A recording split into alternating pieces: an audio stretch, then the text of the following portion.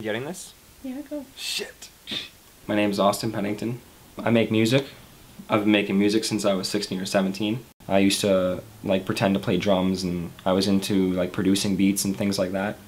But it really started like becoming something I wanted to do as a career, and producing and releasing it and letting other people hear my music. I felt like I wanted to show people what I was doing, letting people hear my music, letting people know that I'm making music, and it's when it kind of got serious. I was in a relationship for a long time, and it ended badly. It didn't work out. So what happened was I started writing lyrics about it, and I had a friend at the time who said that maybe you should write a song and we should record it and see what happens. And so he kind of helped me and showed me how to write it and make rhymes happen and things like that. We ended up recording it and listened to it after, and we ended up saying, well, it sounds good. I never released it, but it's something that I've kept. That was the first time I ever heard myself and recorded myself, wrote my own lyrics and things like that. And I started writing music with one of my friends, Blake. We made a 10-song studio album. It was all recorded at his house and my house. We'd send the clips back and forth to each other. What we did was we worked on it every single day. It took us, I think, 2 months to make 10 songs. And we never actually recorded together, which makes the album even more special, because, you know, rappers and artists these days, they always record not in the same booth at the same time, but they're there to see it, and like they're physically there together. Me and him had to send this stuff through email and through Facebook, and it just made it more hard for us to do, but at the same time it like, I guess it showed how much we care about making the music. It's time to bring out the homie Austin Pennington. Yeah! How many of y'all heard of the new album Stock to Die? Yeah! Yep! And after we made that album is when I'm like, this is like, it's something I want to do. Like, this is like, I want it to be a career, but at the same time having it to be a career is a long shot, but it's, again, something I want to try for. Because of that album that we made, we named it Stock to Die because he's from Woodstock, Toronto. Because of that is what set us both off to make our own music. So he helped me make part of my solo album, and I helped him out with his. We played shows together, and like, I guess in the end we become really good friends. Like, I'd say what really started it was meeting that guy, because I never had like the, I guess, like the power to finish anything. Like, I started songs and I never finished them. But with him is we both, like, I'd do half and he'd do half. We'd create a chorus, you know, and things like that. And I think that's what really started getting me into it, because after we made that album and we heard people's feedback, that's what made me want to keep making my own music, as I wanted to make solo music to see what people would think of my music just as solo. And so that's how it started. The influences I use are people's feedback. I don't really look up to a certain artist or a certain group. Obviously, like, there's people where I base my music off of what I've heard from them. So the artists that I do listen to, I'll base my music off of the things I've heard and seen them do. So I'll take what they use on stage and I'll use that on stage too. But the main thing is, for me, is like people's feedback. So when I make a song, release it, and hear people say, oh, it was amazing, or oh, it was crappy, or oh, you need to do this right, or oh, you should produce more, like things like that, is where that's what makes me want to keep doing it. Even negative feedback will make me want to work harder at it and take out the bad parts of my music and add in good parts. Like, I want to improve.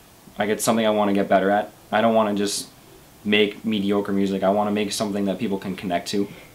And another motivation for me is, I'd say, going on stage and hearing like people like cheer for my music. Like, you know, like hearing and seeing people will come up to me after the show and saying good job and asking for signatures and shirts and things like that. Like, and seeing the crowd there, like, to hear my music and to give me a chance is something I like. It's something, that's what I use for my motivation. When I go on stage, it's basically like, it's almost the same as going to record my music, but I have like an audience. So right, like the 30 seconds before I go on stage is like I feel butterflies and I'm nervous and I don't know, like I feel like I'm gonna forget my lyrics and But when I get on stage and I say the first like 10 seconds, not even 5 seconds of my song, it just comes to me. How are you guys doing tonight? Oh, that wasn't loud enough. That wasn't loud enough. And I start getting into it with the crowd, and they start feeling what I'm giving them. It's just like the whole thing. That's basically why I make my music, is to play it, perform it for other people, is to see people's reaction to what I'm trying to give them. Is like I want them to, like my music, I want them to relate to it. This is my room, and this is where I record. So this is where I start making my music. This is where I started making it. I started from a little tiny laptop and built my way up and bought this thing.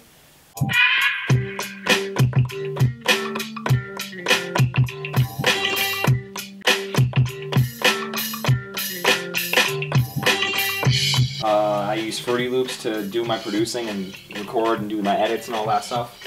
So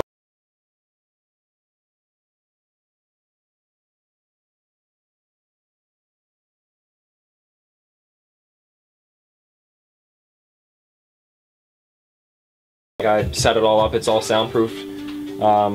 Put all my time and effort into all this. Bought the mic, bought the stand. So basically what I do is it closes me off. So I have this and I keep it kind of like that. Kind of closes it off like this. And that's how it's done.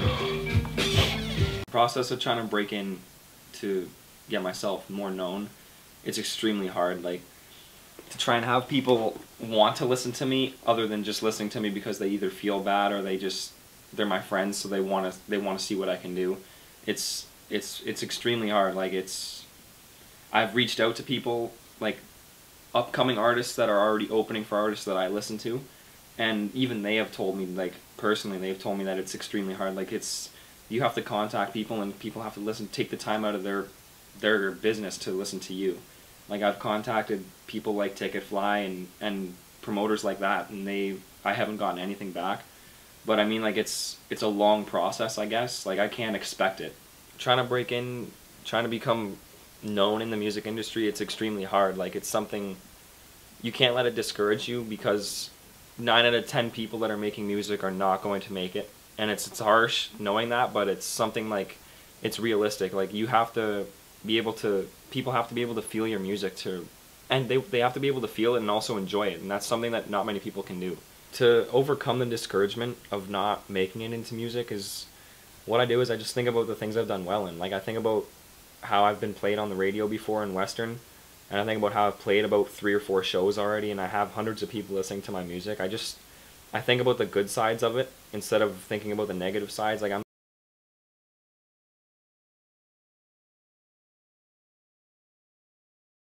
but at the same time, if I'm feeling discouraged about it, I just keep making music, and I just hear the feedback from the people that are listening now, and from radio stations I've been played on, like Western University. Like, I take that compliment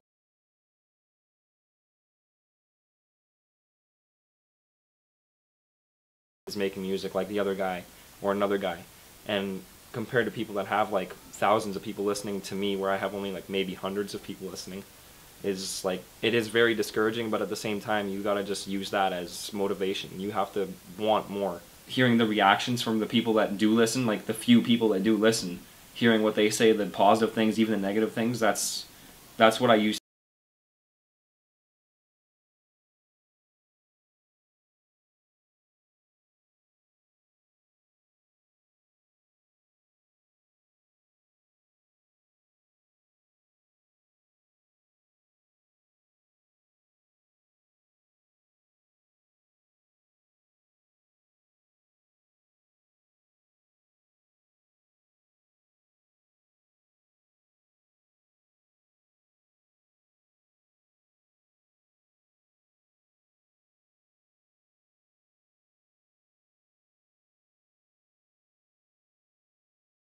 trying. Up so high, man, I'll never come down. So fly, they calling me Air Canada now. Number 9, that's the cloud that I'm living on now. On the throne, yeah, I'm the king of my town. High fives when they see me doing big things. Cold shoulder when they telling me my shit stinks. Keep wasting time and saying shit things, cause I can give a fuck on what you little shits think. Yeah, I'm going off tonight. Light shining bright. When I hit the stage and grab the mic, screaming now, let's get high. Got here. Our son. Let's take it so high that we never come down.